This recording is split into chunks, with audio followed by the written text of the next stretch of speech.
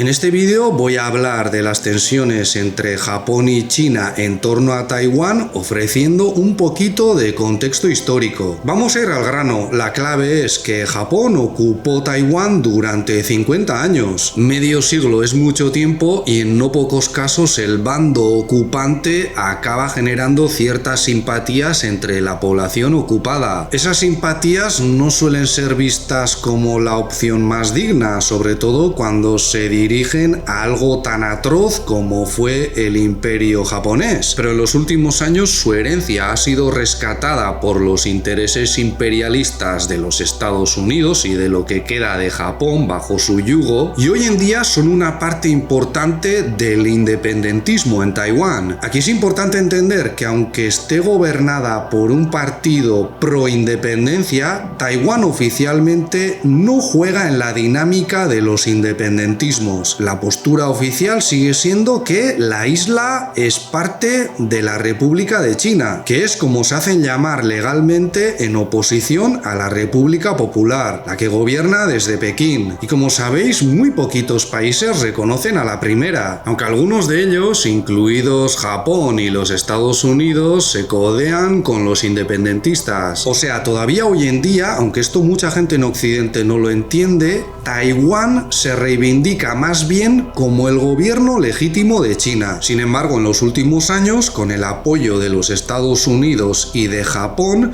la facción pro independencia ha ido creciendo, aunque recientemente ha entrado en una crisis de la que ya hablaremos otro día. Y es posible que esa crisis haya sido hasta cierto punto lo que ha motivado la reacción de Japón, pero vamos poco a poco. En 1895, tras la primera guerra sino-japonesa, China cedió Taiwán, además de otros territorios, a los japoneses y les tuvo que indemnizar con 230 millones de taeles, una cantidad astronómica que Japón invirtió en desarrollar su industria y su ejército, entre otras cosas. Se estima que en los primeros 20 años de ocupación, los japoneses acabaron con unos 200.000 taiwaneses, una cifra muy bestia si tenemos en cuenta que entonces la isla tenía unos 3,5 millones de habitantes. Pero si añadimos las víctimas indirectas de la ocupación, serían hasta 500,000 o incluso 600.000. Si veis que en los medios de vuestro país, al hablar del contexto histórico, pasan de puntillas sobre estos detallitos, quizás es que no son medios muy neutrales. Si no os lo cuentan es porque quieren que opinéis a favor de Japón y del imperio de los Estados Unidos, al que están sometidos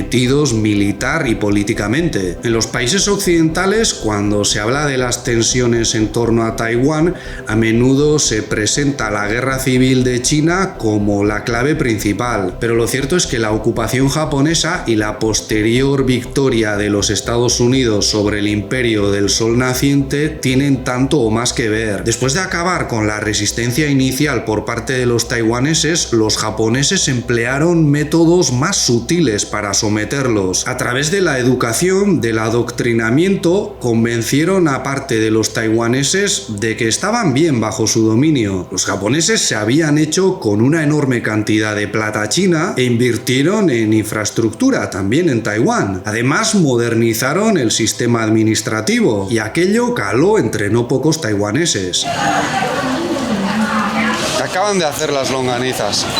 Tú puedes comprar tu carne. Puedes comprar ahí la carne de cerdo y luego aquí te hacen las longanizas si quieres. Echábamos de menos a las señoras. Bailongas. Tampoco hay que olvidar que pese a todo, desde finales del siglo XIX hasta comienzos del siglo XX, buena parte de los padres de la China moderna y de los líderes del Partido Nacionalista Chino vieron a Japón como un modelo a seguir. Viajaban allí, admiraban su auge industrial y tecnológico y aprendieron mucho de ellos. Pero cuando Japón volvió a atacar, y esta vez con todavía más violencia, a la República de China, que se estaba construyendo en parte a su imagen y semejanza, los líderes chinos se llevaron una tremenda decepción. Los japoneses se presentaron en esta parte de Asia como los únicos capaces de frenar el imperialismo occidental, como una especie de primo fortachón protector. Pero con el tiempo demostraron que lo que buscaban era su expansión costase lo que costase, cometiendo todo tipo de atrocidades, algunas de ellas tanto o más graves que las de sus aliados europeos. Ahora vamos a la prefectura de Xinyu. Primero vamos a visitar un pueblo y luego la capital. Es solo 1 hora de camino. Hay que esperar, entonces.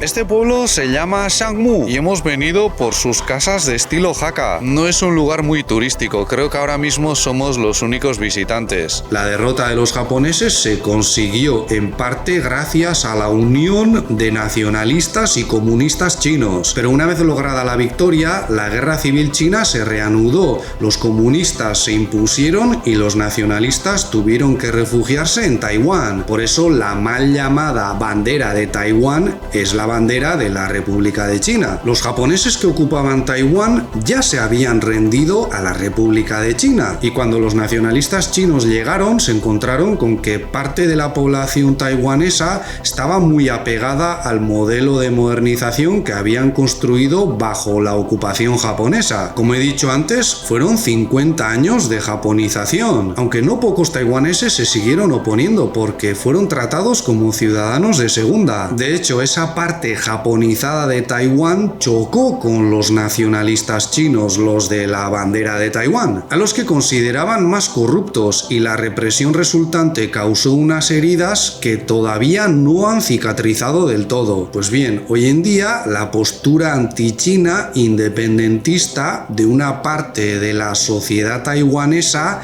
es hasta cierto punto heredera de la mentalidad que dejó la ocupación japonesa, y eso lo manifiestan clarísimamente algunos de los líderes pro independencia de Taiwán. Simpatizan con los altos cargos japoneses de la derecha más rancia, de los que niegan o restan importancia a las atrocidades cometidas también contra los propios taiwaneses, aunque no pueden mostrar esa simpatía de forma muy directa porque enfurecería a buena parte del electorado. Ahora el independentismo taiwanés no puede mostrarse muy fan del Japón imperial, sería políticamente incorrecto, pero sí lo son del Japón sumiso a los Estados Unidos, que se supone que son el papá protector de la isla, aunque para ellos siempre fue un portaaviones insumergible frente a China, literalmente. En Occidente es muy habitual presentar a Taiwán como el contrincante pequeño frente al grande, frente a China continental, pero no hay que olvidar el papel que cumple Taiwán en la expansión del imperio de los Estados Unidos. Como sabréis, las actuales tensiones han sido fruto de las declaraciones por parte de la primera ministra Sanae Takaichi, que habló de hipotéticas intervenciones militares por parte de China continental en Taiwán como un riesgo existencial para Japón. Y esto, debido al contexto histórico que acabo de exponer, es entendido por muchos chinos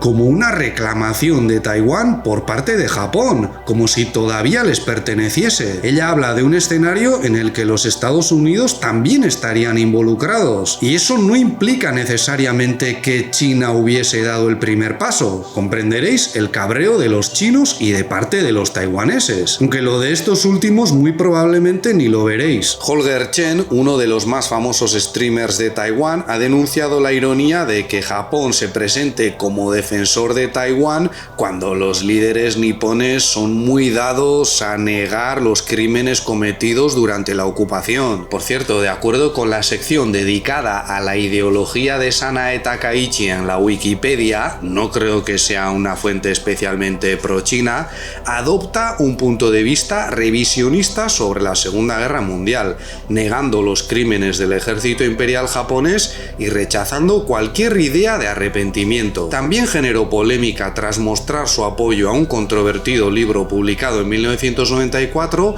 que alababa las cualidades electorales del pintor austríaco. Cada año visita el santuario Yasukuni, donde se honra, entre otros, a los criminales de guerra japoneses. Sus posturas radicales han motivado que incluso dentro de su propio partido político se la llegase a apodar como talibán, o sea, una demócrata de toda la vida. Cuidado, porque las dificultades económicas que que está viviendo Japón van acompañadas de un auge de la ultraderecha. Las declaraciones de Takaichi tienen un tufo inconfundiblemente imperialista para los chinos y les recuerdan inevitablemente las salvajadas cometidas por los japoneses. Sin embargo, la mayoría de los grandes medios occidentales han presentado esas reacciones como algo excesivo y casi han hablado más de la respuesta del cónsul general de China en Osaka, que posteriormente borró de las redes sociales, cosa que no han hecho otros líderes japoneses con publicaciones tanto o más viscerales. Por cierto, ¿os imagináis el tremendo lío que se formaría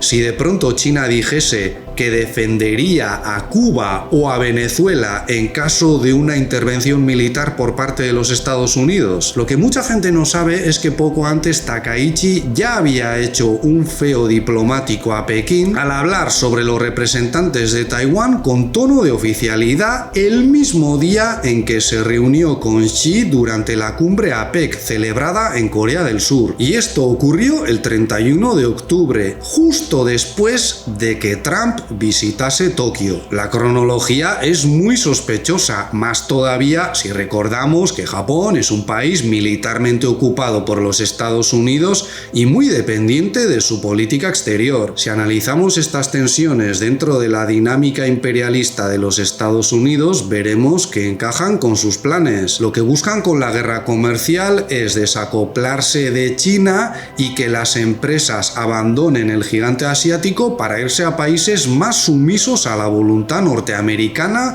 o a los Estados Unidos. Pues bien, un poco de caos en la región podría acelerar esa huida, y con tal de conseguirlo, les da igual que Japón se inmole económicamente. Ya están sufriendo grandes pérdidas por la reacción de China. Hace poco hablamos de algo muy parecido con los Países Bajos en el escándalo de Nexperia. A los Estados Unidos no les ha importado poner en jaque la industria automotriz europea con tal de avanzar en sus planes. El posible acuerdo de paz para Ucrania podría ser una señal de que la presión del imperialismo estadounidense se va a concentrar en esta parte del planeta, y Japón, que ya no es la economía que era, podría convertirse en un kamikaze para sus intereses. Eso es todo por hoy. Si este vídeo os ha parecido interesante, podéis darle un me gusta, compartirlo, suscribiros o ayudarnos a través de Patreon, donde tenéis más contenido como las clases de mandarín de Lele y directos exclusivos.